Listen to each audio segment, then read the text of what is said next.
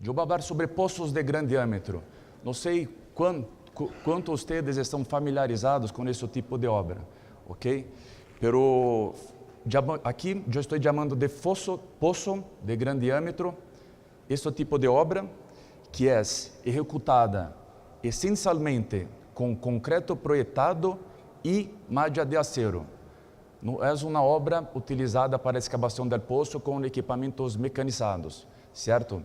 Esse tipo de obra, como podemos ver, é possível fazer poços com diâmetro de escavação de 10, 20, 30, 40 metros e até mesmo mais de 100 metros conjugando poços, ok? É uma obra que é uma alternativa para trincheiras atirantadas ou apuntaladas, como podemos ver aqui, certo? E na própria imagem é possível observar a diferença desse tipo de obra. É uma obra muito mais sencilla de se fazer, que não há necessidade de parar a escavação para serviços de apuntalamento ou de anclajes, e temos outras características que vamos detalhar um pouquinho mais adelante. Aqui é um exemplo de uma trincheira com apuntalamentos intensos. E aqui estão os três principais destaques de poços de grande diâmetro quando comparamos com trincheiras, certo? É uma execução mais simples, que não há necessidade, como eu disse, não há necessidade de serviços de apuntalamento ou anclajes, não há necessidade de interromper a escavação para esse tipo de serviço. É uma obra que resulta para a arquitetura um espaço livre, muito distinto das trincheiras, porque as trincheiras existe a obrigação de depois resolver a arquitetura com louças para travar a trincheira. Com os poços, nós outros resultamos em uma obra totalmente aberta, com espaço totalmente livre para os arquitetos. E no outro aspecto, é que é uma obra menos suscetível à variação dos parâmetros geotécnicos para o suporte. Não é que não há influência. Sin embargo, em trincheiras, quando cambiamos um pouco os empurres ativos, passivos, isso tem um impacto muito intenso no espessor e reforço da parede. Em los poços, como vamos ver, isso o impacto não é tão intenso assim. Como o poço também toma como base os dois princípios de los túneles em ATM, que o maciço ao redor da escavação não atua somente como carga, também colabora como suporte. E como é também uma obra que toma como base a intensa monitoração do maciço, existe um abuso de linguagem que não está em tanto uso mais, está caindo um pouco, que é de chamar isso de poços em ATM, ok? Aqui são alguns exemplos de poços que são obras em São Paulo. Aqui é um poço de 22 metros de diâmetro, 27 metros de profundidade. Aqui é outro exemplo de um fosso duplo conjugado, que somando tem quase 40 metros de longitude, muito cerca a edifícios, muito cerca a uma calle, a Avenida Paulista de São Paulo, que é uma calle muito movimentada. Aqui é outro exemplo de uma obra que hicimos em Metro de los Tex, Venezuela, um fosso com quase 40 metros de diâmetro e 30 metros de profundidade. Outro exemplo em el Metro de los Tex, um poço de 35 metros de diâmetro. E as principais aplicações desse tipo de obra são muito utilizados em obras de metro para abrigar salas técnicas, sistemas de ventilação, de saída de emergência, para acesso para os usuários das estações. E em la etapa da construção, é uma obra muito utilizada para ataque das obras de escavação dos túneis. Aqui é um exemplo de uma estação do metro de São Paulo, onde o fosso, isso aqui é uma vista em planta, onde o fosso foi utilizado como ataque para o túnel de conexão e depois para o túnel do corpo da estação. Os principais elementos construtivos de um poço são a viga de borda, que equivale a um vaso de plástico que temos aquele borda mais rígido, certo? O revestimento primário em concreto projetado, o sistema de impermeabilização, a louça de fundo e o revestimento final. A sequência executiva típica de um poço, eu não sei se vocês estão acostumados com esse tipo de obra, já trabalharam com isso. Mas uma maneira que, para explicar, eu peguei aqui uma imagem, eu não sei se vocês conhecem, é o estádio Maracanã, em Brasília, Rio de Janeiro, certo? Aqui é muito fácil de entender a sequência executiva de um poço. Se nós quiséssemos fazer um poço aqui, nesta sala, com o diâmetro de toda essa sala, como seríamos? Escavaríamos primeiro o centro do poço, mantendo no borde da escavação, no limite da escavação, um talude com a estabilidade natural do maciço. É uma escavação solo de 1 metro, certo? Com talude. Depois nós atacamos por sectores, por exemplo, painéis de 6 metros por 1. Escavamos, aplicamos imediatamente concreto projetado, malha de acero, concreto projetado e está listo este painel. Depois vamos para outro painel, escavamos, hacemos concreto projetado, malha de acero e assim sucessivamente hasta completar um anillo de 1 metro. Completando isso, o que hacemos? Hacemos o mesmo para o metro seguinte. E assim vamos. Ou seja, se o maciço é capaz de ter a estabilidade de um painel de 1 metro por 6, conseguimos ir embora e fazer poços de 30, 40 metros hasta 100 metros de profundidade, como um exemplo que eu vou fazer. Necessitamos só da estabilidade local de um painel de escavação. Aqui são algumas fotos, aqui é a viga de borda, certo? É hecha em concreto baseado, a viga de borda.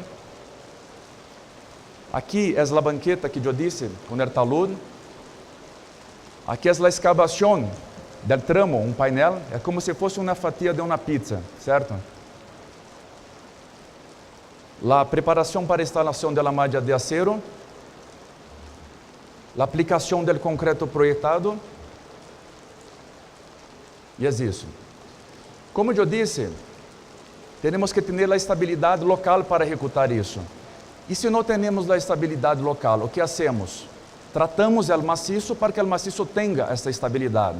Então, assim como túneles, é comum tratamentos no contorno de, por exemplo, colunas de Hetgrauten. Então, aqui é um exemplo que é uma solução comum em fossos, onde na zona superior costumamos ter maciços piores, hacemos uma espécie de colar de Hetgrauten e aplicamos a mesma metodologia. A partir desse ponto, descemos normalmente exponendo o maciço. Outra solução, às vezes aplicada, é fazer como se fossem pantallas, sin embargo, sem concreto e sem reforço de acero, só com morcero com barra resistência, só para garantizar a estabilidade local. Também temos nesse tipo de obra a necessidade, assim como para os túneles, de controlar a napa freática e as águas subterrâneas. Então, sistemas que utilizamos para isso são poços de rebaixamento, dependendo da situação. Muitas vezes, se estamos em um maciço arciloso, não há necessidade de rebajar totalmente a napa freática. Solamente trabalhamos com drenos radiales cortos para aliviar as pressões do maciço e aliviar as pressões no revestimento primário. E também uma solução muito usual é, se temos, por exemplo, vamos atravessar uma capa de arena, hacemos um rebarramento com ponteiras e solamente controlamos a água nesta capa de mais permeável e mais instável. Uma característica de los pozos que temos que lleva muito proveito da forma, é uma forma cerrada e próxima da circular. Então, estes pozos, quando nós vamos abrir o poço para ser um túnel, há necessidade de se fazer um reforço ao redor dessa abertura, porque surgem esforços de flexión e tração ao redor da abertura. Então, para combater, para fazer frente a esses esforços, há necessidade de quadro de reforço, que ele pode ser em uma etapa provisional da obra ou em revestimento definitivo. Em etapa provisional, como hacemos? Nós excavamos o poço, hacemos ensanchamento da escavação, chegamos ao final do poço e depois, nesse espaço criado por el ensanchamento, hacemos reforço e atacamos o túnel. Depois, hacemos a impermeabilização e o revestimento final e é isso. A solução com revestimento final, hacemos o fosso circular cerrado até o fundo e hacemos o revestimento final com reforço nesta zona. Aqui é exemplo de fosso com ensanchamento e aqui é exemplo de fosso com o revestimento final. Eu vou pular porque tem detalhes que eu vejo que não vai dar tempo. A instrumentação são as mesmas para os túneis, albos reflexivos, extensômetros, piezômetros, marcos de convergência e nivelamento, ok? É a mesma instrumentação para os túneis. A avaliação do sistema de suporte da metodologia é feita com os mesmos tipos de estudos que são feitos para os túneis, certo? Agora eu vou falar pouco sobre os tipos de poços que temos. O primeiro poço é o poço circular, que é o primeiro poço que surgiu, que é o poço perfeito. A geometria circular desenvolve solo esforços de compressão, certo? E é a melhor situação para se fazer poço. Aqui são exemplos de poços circulares com diâmetros variáveis. Aqui é poço com 15 metros de diâmetro, 27 de profundidade. Aqui é outro exemplo de poço circular no metro de São Paulo. Aqui são outro exemplo de poço circular no metro de Caracas. Outro poço no metro de São Paulo. Aqui é poço em Portugal, no metro de Lisboa, que acomodou praticamente metade do corpo da estação. A solução original era uma trincheira e cambiamos para fosso circular de grande dimensão. Tem 40 metros de diâmetro e 24 metros de profundidade. Depois, aplicamos outra solução que também existe, são os poços elípticos.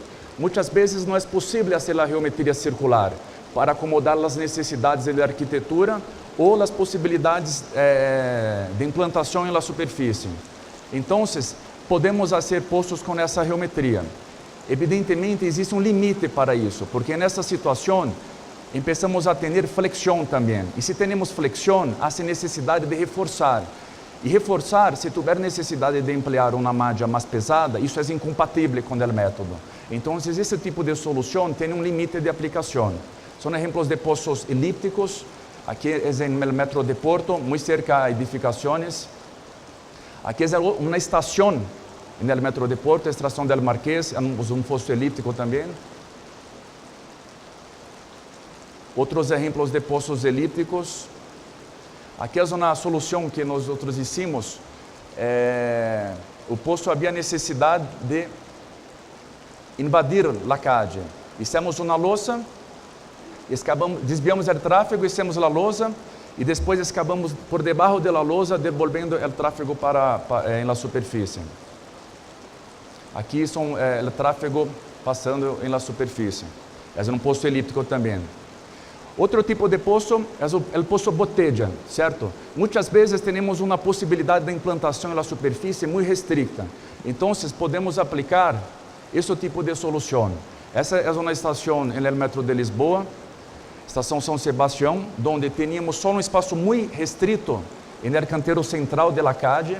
Hicimos o empeço do poço com uma dimensão menor, depois fizemos um ensanchamento e aumentamos o diâmetro do poço em las profundidades. Esse é um exemplo muito interessante, porque, además do ensanchamento do poço, também hicimos o ensanchamento do túnel. Então, e aqui foi escravado um corpo de estação com mais de 20 metros de ancho, de largo, de ancho.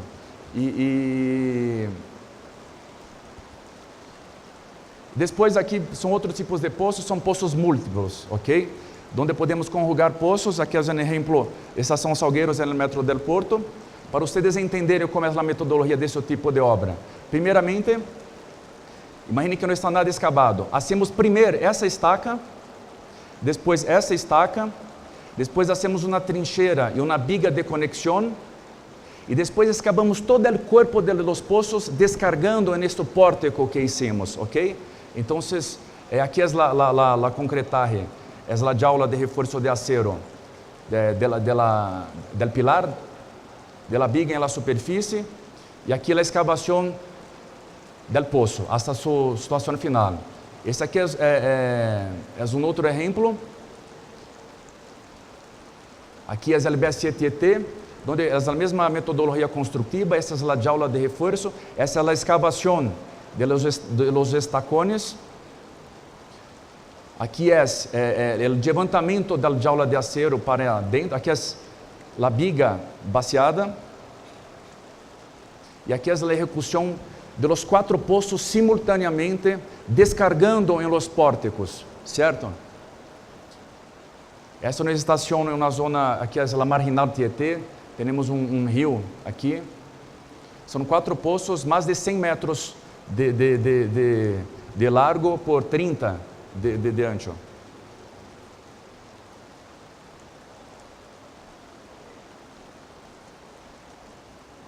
Aqui é o B7ET. Aqui temos lá em Portugal, também hicimos a mesma metodologia. São poços escavados simultaneamente. Aqui são 5 poços escavados simultaneamente, ao mesmo tempo com todo descargando em los pórticos que foram hechos previamente à escavação do corpo de los pozos. Aqui é a estação de Reboleira.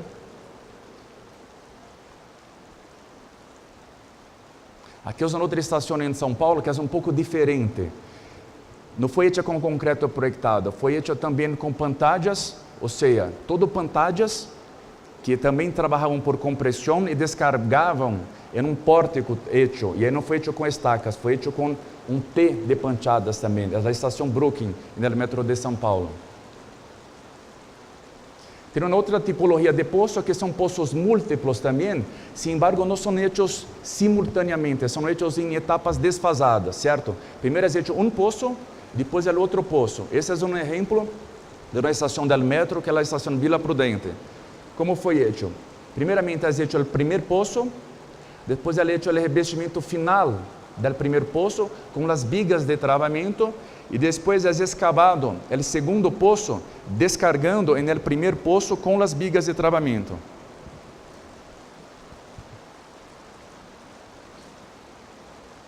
Aqui então é a execução do primeiro poço, a execução do revestimento final com as vigas de travamento do primeiro poço, e a execução do segundo poço, descargando no primeiro poço. São detalhes da impermeabilização e execução do revestimento final. Aqui é a estação lista. Aqui não vou entrar em detalhes, sin embargo, são imagens que auxiliam a entender a metodologia. Primeiro, a execução do primeiro poço, o revestimento final do primeiro poço com as vigas de travamento, e a execução do segundo poço com seu revestimento final também. Aqui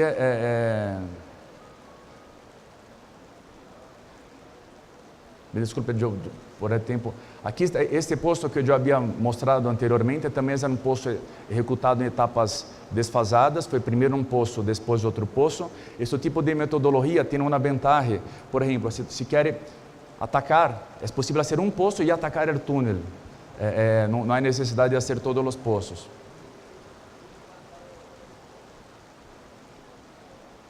Aqui é outra estação que hicimos, são 5 poços. Hicimos primeiro o poço 1, 3 e 5, e depois os poços 2 e 4, descargando em los poços 1, 3 e 5. Aqui eu tenho só esta foto, dele 1, 3 e 5, não tenho dele 2 e 4, mas a estação está lista. Também a metodologia de poços é possível associar com túneles de grandes dimensões também, ou seja, é comum termos trincheiras e e poços onde partem túneles e onde temos túneles por baixo de los poços. E como eu já havia dizendo, eu trouxe aqui um exemplo de um poço